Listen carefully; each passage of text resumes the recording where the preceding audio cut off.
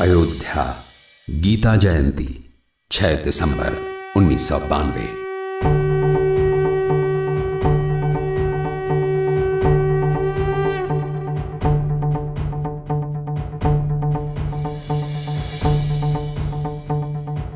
ये तस्वीरें राष्ट्र के सबसे बड़े मुक्ति संग्राम की कहानी कह रही हैं।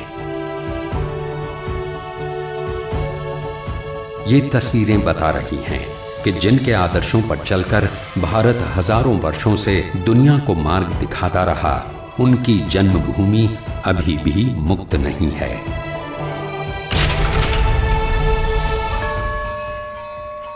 और आज श्री राम की जन्मभूमि से जुड़े राष्ट्र गौरव को हासिल करने की वही लड़ाई लड़ी जा रही है।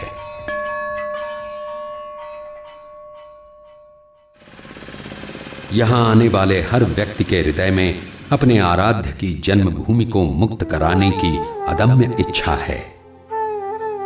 उसका ध्येय है कि जिस नाम का संबल लेकर हम इस लोक से परलोक तक का सफर करते हैं, उनकी जन्मभूमि को मुक्त कराना है।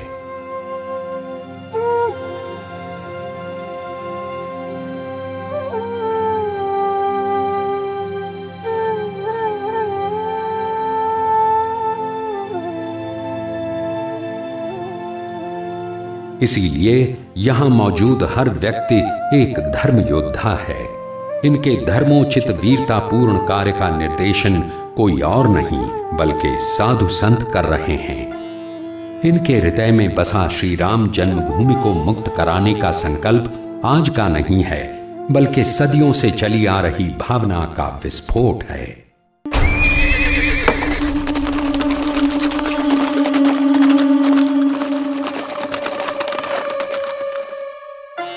हमारे देश में धर्म दर्शन ही राष्ट्र धर्म बनता रहा है और राष्ट्र की विचारधारा धर्म से जुड़कर चलती रही है। धर्म के बिना राष्ट्र का व्यवहार अच्छी रीति से नहीं हो सकता है। समग्र विश्व का कल्याण के लिए धर्म की आवश्यकता है। विश्व का अंतर्गत राष्ट्र भी, तो राष्ट्र का कल्याण के लिए धर्म अत्यंत आवश्यक है। धर्म के बिना नीति संपन्न राष्ट्र का निर्माण नहीं हो सकता है। मर्यादा पुरुषोत्तम राम के आदर्श ही इन नीतियों के आधार हैं, जिनका मूल अहिंसा, सहिष्णुता और दया है। लेकिन राम के आदर्श और बुद्ध और महावीर के शांति उपदेशों को चुनौती देने वाली एक आंधी देश के उत्तर पश्चिम द्वार पर दस्तक दे रही थी।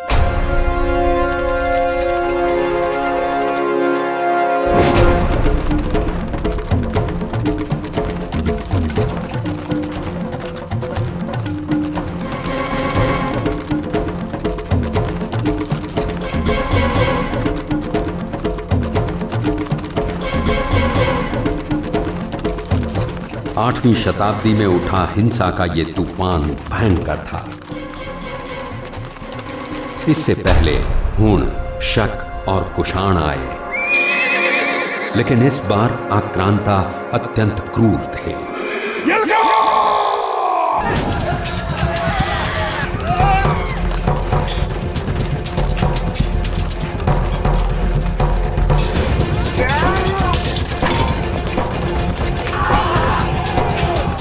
इनके हाथों में तलवारें थी, इनकी आंखों में खून था। यहां रहने वालों ने इनका प्रतिकार किया। उनकी वीरता में कोई कमी नहीं थी, लेकिन शांति का संदेश देने वाले लोग खून की होली खेलना नहीं जानते थे।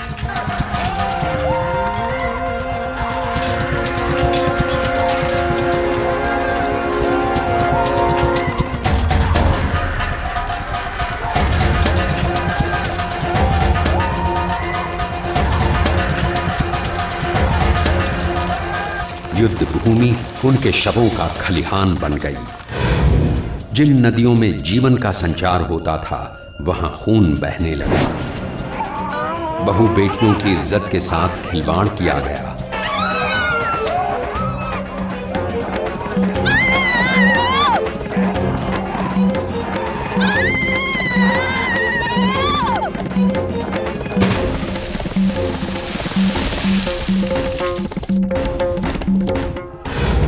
लेकिन इन हमलावरों के असली मंसूबे अभी सामने आना बाकी थे।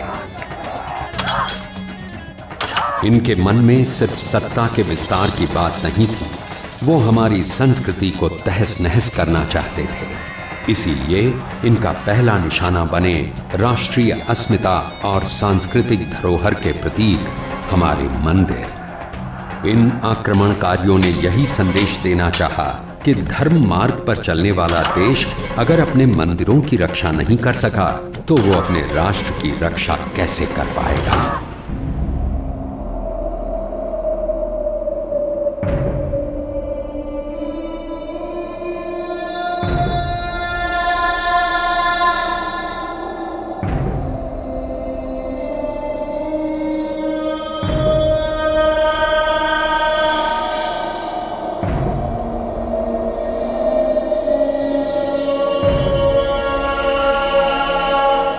हिंसा और विनाश की इसी मानसिक परंपरा का शिकार बनी हमारी अयोध्या और श्री राम जन्मभूमि।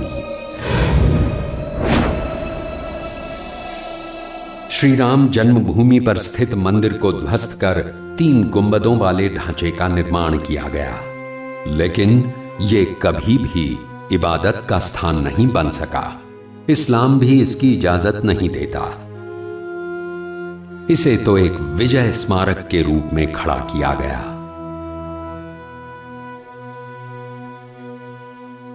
राम, कृष्ण और शंकर का जो सम्मान है, ये 3 जो है प्रमुख देवता हैं।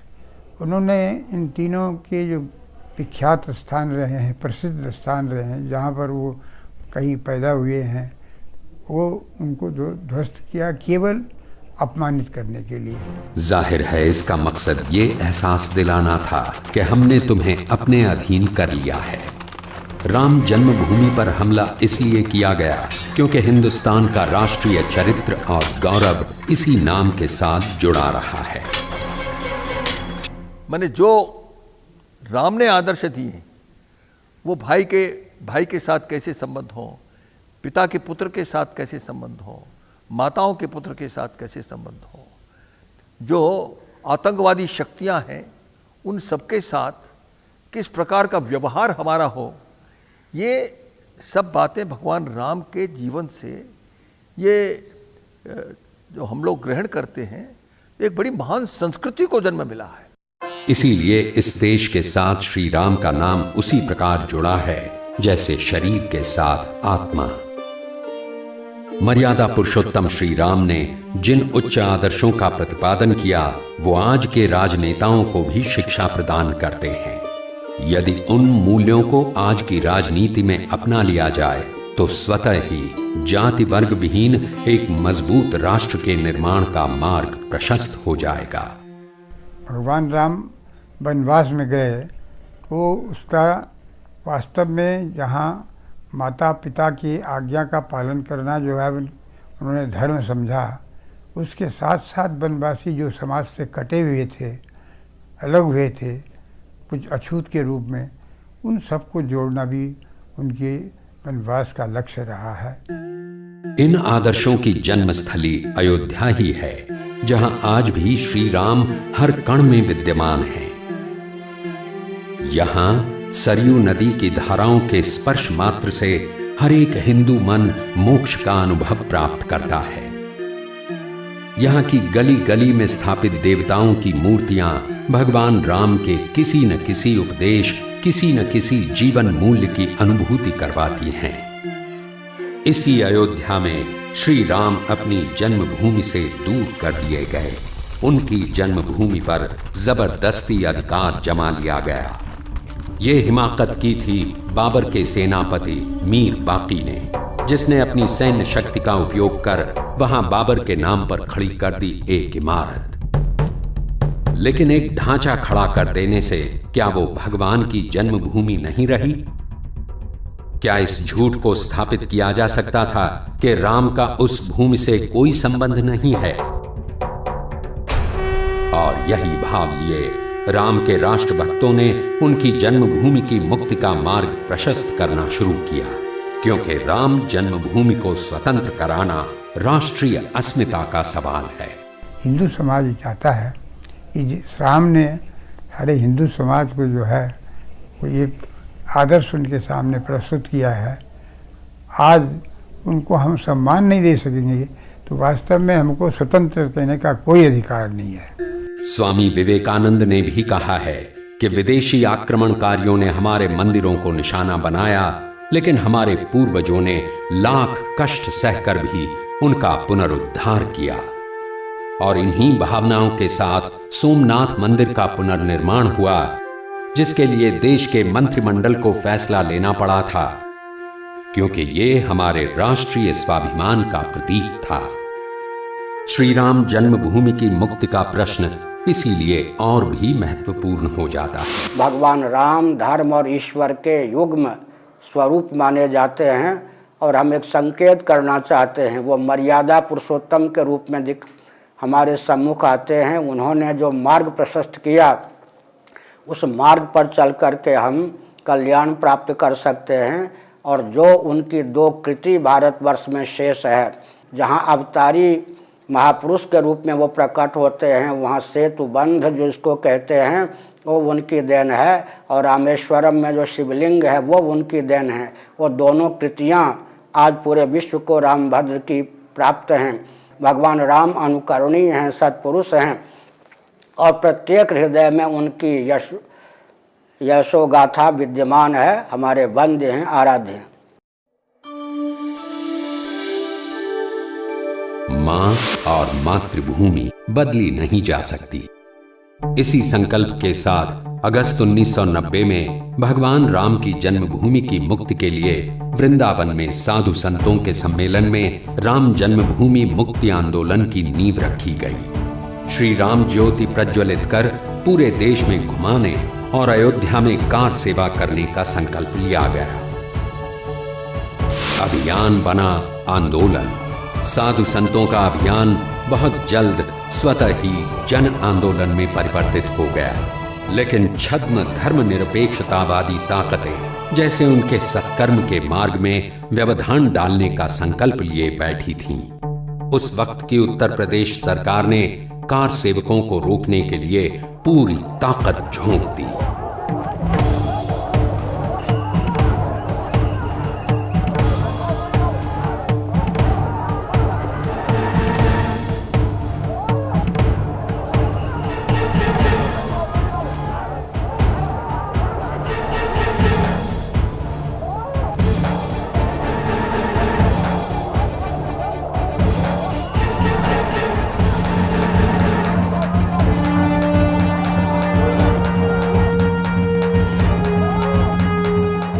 नवंबर 1990 को कार सेवकों पर उत्तर प्रदेश सरकार के आदेश पर अंधाधुंध गोलियां चलाई गईं।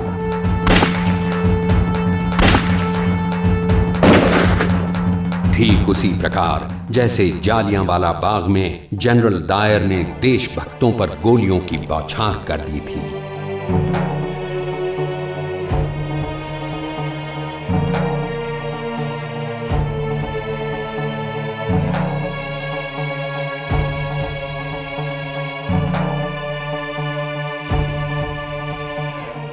इस घटना ने देशभक्त राम सेवकों के मन में छिपे बारूद को चिंगारी दिखा दी। भक्ति की ऊर्जा शक्ति में परिवर्तित हो गई और 6 दिसंबर 1992 को गीता जयंती के दिन देश के कोने कोने से आए राम भक्तों से अयोध्या की भूमि पट गई।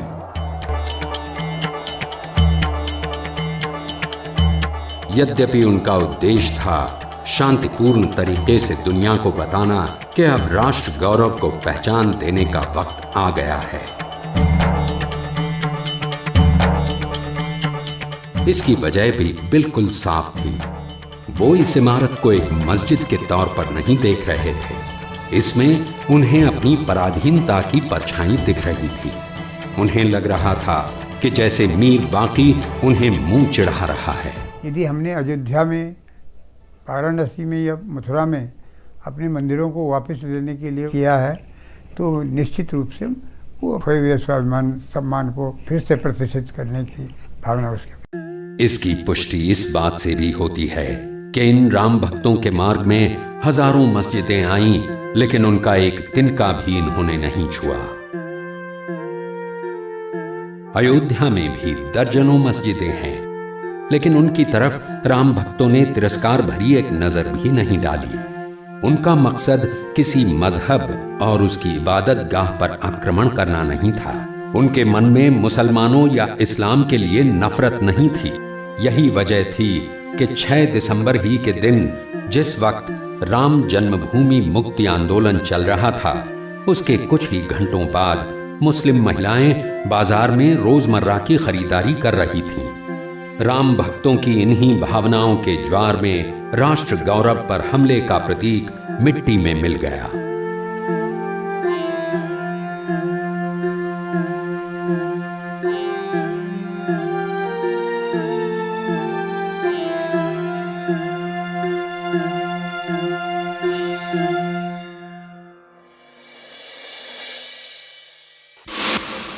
धूल की इन्हीं परतों के नीचे से निकले कुछ अकाट्य साक्ष्यों ने स्पष्ट कर दिया कि बाबरी ढांचे के नीचे कितना भव्य राम मंदिर मौजूद था।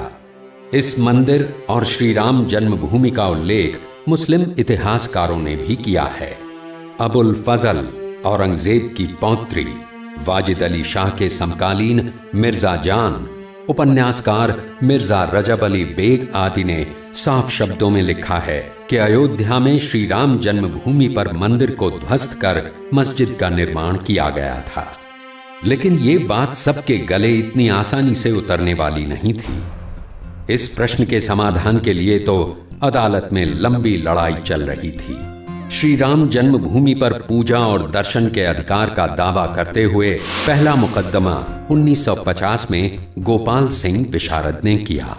इसी साल रामानंद संप्रदाय के साधु परमहंस रामचंद्र दास ने भी इसी आधार पर मुकदमा दायर किया।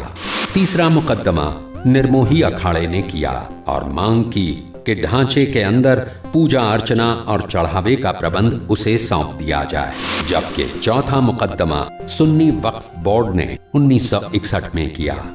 ये सभी मुकदमे आपस में हिंदू और मुसलमान पक्षकारों और राज्य सरकार आदि के बीच में चलता रहा।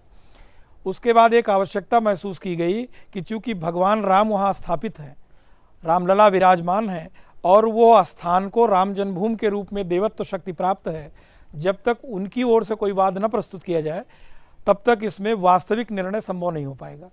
इसको ध्यान देते हुए 1989 में भगवान रामलला विराजमान, स्थान राम जन्मभूमि और स्थान राम जन्मभूमि की ओर से उनके वाद मित्र देवकी नंदन अग्रवाल जी, जो एक हाई कोर्ट के रिटायर्ड जज थे, उनकी ओर से वाद प्रस्तुत किया गया, जिसमें स्पष्ट रूप से कहा गया कि ये विवादित स्थल भगवान राम की जन्मभूमि है और जिस पर विक्रमादित्य के समय से ही एक विशाल मंदिर था और 1528 में उस जन्मभूमि पर स्थित मंदिर को तोड़कर बाबर ने ये विवादित ढांचा बनाया था। और ये कहा गया कि इसको अनादिकाल से हिंदू लोग भगवान राम की जन्मभूमि के रूप में पूजा करते रहे हैं और ये भगवान राम के जन्मभूमि के रूप में स्थापित है। इसके बाद शुरू हुआ अदालत में साक्ष्यों की पड़ताल का सिलसिला। जैसे जैसे साक्ष्य सामने आते गए, सुन्नी वक्फ बोर्ड के दावे एक के बाद एक खारिज होना शुरू हो गए। देखिए, मुस्लिम पक्ष की ओर से कुछ रेवेन्यू डॉक्यूमेंट्स दाखिल किए गए। उसमें 2 डॉक्यूमेंट तो ऐसे विचित्र हैं। एक डॉक्यूमेंट उन्होंने सेटलमेंट मैप दाखिल किया है, जो फैज़ाबाद के गवर्नमेंट की रिपोर्ट है कि ये डॉक्यूमेंट कभी हमारे यहाँ तैयार ही नहीं हुआ। उस मैप के बारे में कहा गया है। और दूसरा, उन्होंने सेटलमेंट एंट्रीज दाखिल किया है जिसमें मस्जिद जन्मस्थान का उल्लेख है। प्रोफेसर BR ग्रोवर साहब की रिपोर्ट है, उसमें कुछ मैनिपुलेशन जरूर किए गए थे। उसमें वर्ड बढ़ाया गया था, जैसे आबादी जन्म स्थान या जुम्मा मस्जिद, ये पहले नहीं था। और जैसा कि इन्होंने ग्रोवर साहब ने अपनी रिपोर्ट भी दिया है, इसमें ये सिद्ध करने का प्रयास किया गया है कुछ मैनिपुलेशन करके कि यहाँ पर जन्मभूमि के साथ साथ मंदिर या मस्जिद भी थी। इस संबंध में जो इंक्वायरी हुई और लीगल एक्सपर्ट्स की रिपोर्ट ली गई, हैंड राइटिंग एक्सपर्ट्स की रिपोर्ट ली गई और उसके आधार पर गवर्नमेंट ने 1992 में एक ओपिनियन गवर्नमेंट को भेज दिया कि ये फोर्स डॉक्यूमेंट है और इसके आधार पर कोई चीज़ निर्णय नहीं लिया जा सकता। दूसरी चीज़ उन्होंने ये भी कहा कि मस्जिद जन्मस्थान कोई शब्द नहीं है। जामा मस्जिद हो सकती है, जन्मस्थान मंदिर हो सकता है, लेकिन मस्जिद जन्मस्थान नाम की कोई एंट्री संभव ही नहीं है, और उसको कोर्ट ने इग्नोर करते हुए उसके आधार पर उनकी कोई टाइटल नहीं मानी। दस्तावेजों के आधार पर जब सुन्नी वक्फ बोर्ड को मुंह की खानी पड़ी तो उसने अदालत के सामने एक नई दलील दी, लेकिन यहां भी अदालत से उसे फटकार ही मिली। सुन्नी सेंट्रल वक्फ बोर्ड ने बाद में एक तीसरा स्टैंड भी लिया, और तीसरा स्टैंड लेते हुए उन्होंने ये भी कहा कि अगर हम अपनी मिल्कियत न भी साबित कर पाएं तो विवादित भूमि पर लगभग 450 साल से मेरा कब्जा है, इस आधार पर हम प्रतिकूल कब्जे के आधार पर इसके मालिक हो चुके हैं।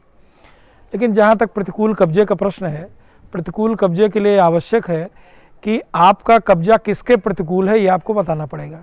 इसमें आपको यह स्पष्ट करना पड़ेगा कि कौन इसका मालिक था और उस मालिक के खिलाफ आपने कब से कब्जा कर रखा है। सुन्नी वक्फ बोर्ड का दावा विदेशी सैलानियों के वृत्तांत और अंग्रेजों के शासनकाल में मिलने वाले दस्तावेजों से भी गलत साबित होता है, जिनमें इस स्थान का उल्लेख राम जन्मभूमि के रूप में ही किया गया है। एक बार मैं इंग्लैंड गया था तो वहाँ पर ग्रेट ब्रिटेन का जो 15वां प्रकाशन था, 1760 वर्ष की थी वो, उसके पृष्ठ 751 में स्पष्ट रूप से लिखा हुआ था कि वहाँ पर सर्वाइविंग मॉन्यूमेंट्स में राम जन्मभूमि पर ही मस्जिद का निर्माण किया गया है। उसके बाद सब्सिक्वेंट 1740 में एक फादर जोसेफ ट्रेफेन थिलर, जो यहाँ इंडिया में लगभग 40 साल उन्होंने बिताया, उनके अकाउंट्स हैं जिन्होंने 1740 के बाद जिस समय भी वो अयोध्या में रहे, उन्होंने इस बात का स्पष्ट उल्लेख किया कि जो विवादित स्थल है उसको हिंदू समाज भगवान श्री राम की जन्मभूमि मान रहा है, और उन्होंने उस वेदी का भी उल्लेख किया है जिस पर चरण चिन्ह और सीता रसोई बना हुआ है, और उन्होंने कहा कि वो भगवान की राम जन्मभूमि के रूप में पूजित है और इसमें सभी लोग आते हैं और इसकी उसी रूप में पूजा कर रहे हैं। और वास्तव में देखा जाए कि वहाँ पर मस्जिद का रूप था ही नहीं, 3 गुंबद थे, उसमें कोई मीनारें नहीं थी, और जैसा कि मस्जिद में होता है वुजू करने की कुआं या पानी की व्यवस्था रहती है, कोई ऐसी व्यवस्था नहीं थी। अदालत में सिर्फ दस्तावेजों की पड़ताल ही नहीं हुई, बल्कि उन पुरातात्विक साक्ष्यों को भी रखा गया जो राम जन्मभूमि स्थल के उत्खनन से प्राप्त हुए। ये उत्खनन भी माननीय अदालत के आदेश पर ही हुआ था।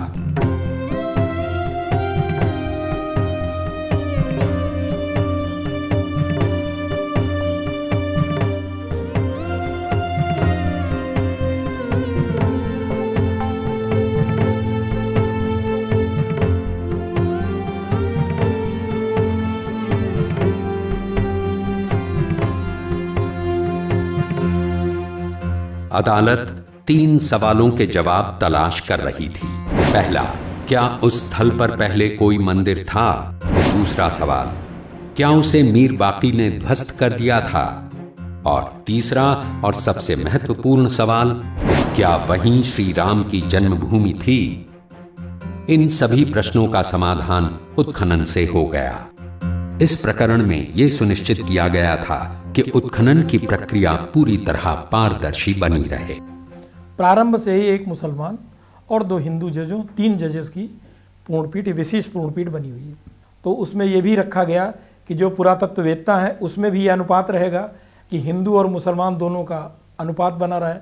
यहाँ तक कि मुस्लिम पक्ष की ओर से, जो कि अप्रत्याशित थी, एक स्टेज पे एक दरखास्त आई कि साहब मुसलमान मजदूर कम मिल रहे हैं, तो न्यायालय ने फिर आदेश किया कि भाई मुसलमान मजदूरों की संख्या बढ़ाई जाए और मुसलमान और हिंदुओं दोनों का इस हिसाब से अनुपात रखा जाए कि एक ट्रांसपेरेंसी मेंटेन रखे। उत्खनन से लेकर अनुसंधान तक महत्वपूर्ण